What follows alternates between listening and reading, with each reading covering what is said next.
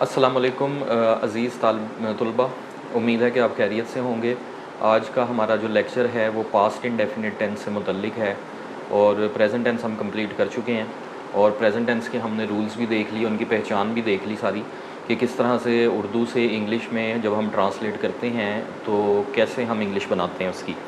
तो उम्मीद है कि वो वीडियोज़ आपने देखी होंगी, प्रैक्टिस की होगी और past indefinite tense present tense आपको समझ आ गया होगा।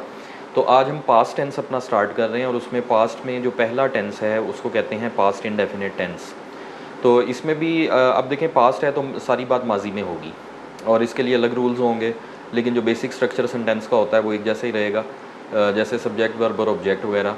तो सबसे पहले हम इसमें, अगर हम उर्दू से इंग्लिश में जा रहे हैं तो हम सबसे पहले देखते हैं कि उर्दू का जो सेंटेंस है वो कहाँ पे ख़त्म हो तो वो पास्ट इंडेफिनिट टेंस से बिलोंग करेगा। तो उसके लिए जो उर्दू फ़िक्रे के आखिर में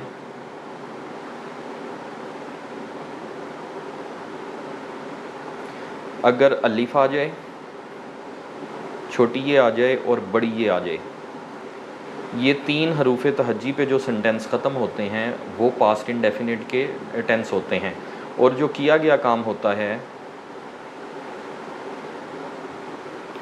वो माजी करीब के अंदर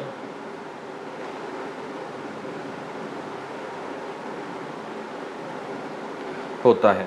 यानी किया गया काम जो माजी करीब से मुराद ये है कि वो काम को किए कुछ वक्त ही गुज़रा होता है, ज़्यादा देर नहीं हुई होती। जैसे मैंने खाना खा लिया, हमने किताब पढ़ ली, हमने अखबार पढ़ लिया। तो ये सारे जो हैं काम ऐसे लग रहे हैं कि जैसे हमने अभी अभी काम ख़त्म किए हैं। तो एक तो वक्त ज़्यादा ना गुज़रा हो, और जो मेन पहचान है वो यही है कि अलिफ, छोटी ये और बड़ी ये पे जुमला जो है वो ख़त्म हो जाता है। ठीक है, उसके आगे कुछ भी नहीं होगा, सिर्फ अलिफ, छोटी ये और बड़ी ये होगी। तो ये होगा पास्ट इंडेफिनिट टेंस। एक पहचान इसकी ये भी है कि ता, था, ती, थी और ते, थे, अगर यहाँ पे कोई सेंटेंस ख़त्म होता है तो वो भी पास्ट इंडेफिनिट टेंस से ही बिलोंग करेगा। अब आ जाएँ इसके रूल के ऊपर, और ये सबसे आसान टेंस है। तो जो इसका रूल है वो सिंपल सा है, आपने सब्जेक्ट को यूज़ करना सबसे पहले, और उसके बाद आपने वर्ब लगाना है, लेकिन वो सेकंड इसकी जो फॉर्म है वो हम इसमें यूज़ करेंगे, और फिर आपने ऑब्जेक्ट को ट्रांसलेट कर देना है। लें, ये सिंपल सा इसका रूल है, subject, second form of verb and object. लेकिन अगर नेगेटिव सेंटेंस आ जाए तो उसमें थोड़ी सी चेंज आ जाती है। अगर नेगेटिव जुमला हो तो उसमें आपने लगाना है सब्जेक्ट, फिर आपने उसमें डिड, एक हेल्पिंग वर्ब है जो डू की सेकंड फॉर्म है, तो डिड आपने उसको लगाना है। ठीक है, डिड, और उसके बाद आप डिड नोट का इजाफा करेंगे इसमें। और फिर चूंकि अब सेकंड फॉर्म हम यूज़ कर चुके हैं तो अब हमने फर्स्ट फॉर्म ऑफ वर्ब जो है वो हम उसको यूज़ करेंगे, और फिर आपने ऑब्जेक्ट को ट्रांसलेट कर देना है। तो ये आपका सिंपल सा नेगेटिव का रूल हो गया। अगर इंटेरोगेटिव में आप करना चाहते हैं तो डिड जो है वो शुरू में चला जाएगा। तो ये सिंपल सा रूल है। अब इसमें देखें, अगर मैं किसकी एक एग्जांपल करता हूँ, जैसे तुमने अखबार पढ़ा,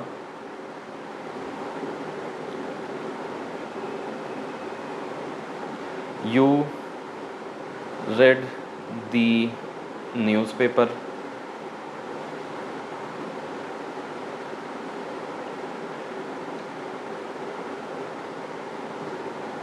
हमने ज़कात अदा की। तो ये सेंटेंस आप देखेंगे, इसका ये जो टेंस है, ये उर्दू का जो फ़िक्रा है वो छोटी ये के ऊपर ख़त्म हो रहा है। तो जब ये छोटी ये के ऊपर ख़त्म होगा तो इसका मतलब ये है कि ये पास्ट इंडेफिनिट टेंस से बिलोंग कर रहा है, और इस फ़िक्रे को पढ़ के ऐसे लगता है कि जैसे अभी भी ज़कात अदा की है।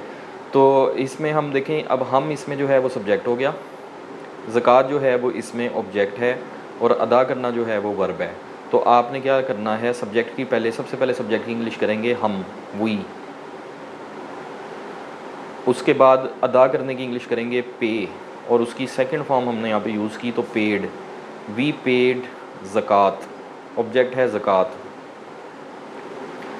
और अगर इसको नेगेटिव अगर हम करें, हमने ज़कात अदा ना की, अब देखें ये फ़िक्रा नेगेटिव सेंटेंस बन गया इसका। तो जब ना की नहीं का और मनफी एक जुमला आ गया है तो फिर हम उसको कैसे करेंगे, फिर हम अपना सेकंड रूल यूज़ करेंगे, सब्जेक्ट की इंग्लिश करेंगे। सब्जेक्ट है हम, वर्ब है अदा करना, और ज़कात है इसमें ऑब्जेक्ट। तो हम की इंग्लिश हो गई वी, और फिर हमने लगाना है did not, we did not. अब डिड के बाद पेड हम यूज़ नहीं कर सकते, हम फर्स्ट फॉर्म यूज़ करेंगे और वो है पे। वी डिड नॉट पे ज़कात।